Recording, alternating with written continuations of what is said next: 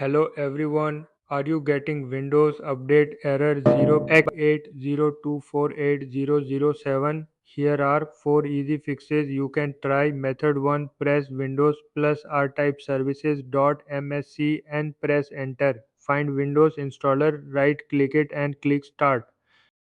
Now try Windows Update again.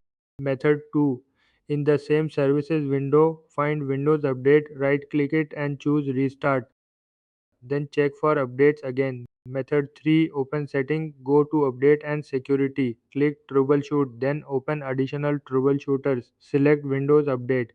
Click run the troubleshooter. Wait for Windows to find and fix any problems. Method 4: open file explorer. Go to C drive, click Windows folder, then click software distribution. Open the data store folder and delete all files inside. Then open the download folder and delete all files inside. Restart your computer. Now check for Windows updates again. One of these methods should fix Windows update error.